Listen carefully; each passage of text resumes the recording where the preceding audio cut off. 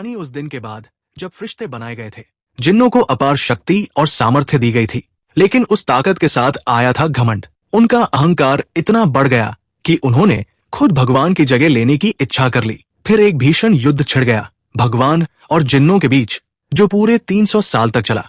लेकिन हर जिन्न उस युद्ध में शामिल नहीं हुआ था। कुछ जिन्नों ने शांति का रास्ता चुना और खुद को दियों, जार्स और रिंग्स में कैद कर लिया ताकि वे उस लड़ाई से बच सकें।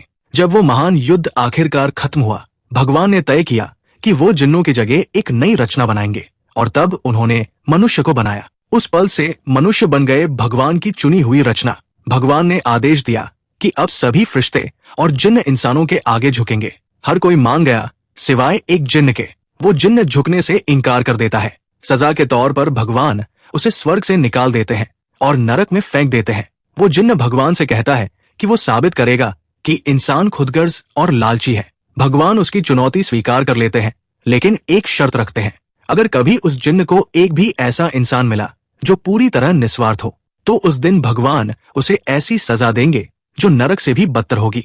यहीं से शुरू होती है उस जिन्न की यात्रा। वो जिन्न एक दिए से दूसरे दिए, एक अंगूठी से दूसरी अंगूठी तक भटकता रहा।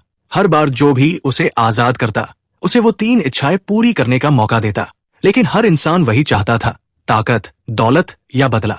हर बार जिन्न का दावा सही साबित होता गया। लेकिन एक दिन उसने एक छोटी सी लड़की से मुलाकात की, जो मरने से पहले भी अपनी खुशी नहीं बल्कि दूसरों की भलाई की दुआ मांग रही थी। वो वही पवित्र आत्मा थी जिसके बारे में भगवान ने कहा था।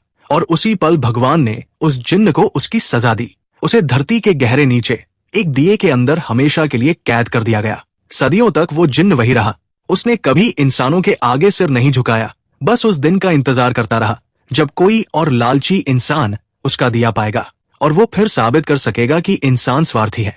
उस जिन्न का नाम था इब्लिस, यानी शैतान या बुराई। और यहीं से असली कहानी शुरू होती है। हम मिलते हैं कायंग से, एक जवान लड़की जो अपनी दादी के साथ रहती है। उसकी माँ ने उसे बचपन में छोड़ दिया था और तब से उसकी परवरिश सिर्फ उसकी दादी ने की थी। दादी के प्यार और सख्ती में कायंग मजबूत, ठंडी और लगभग भावनाहीन बन चुकी थी।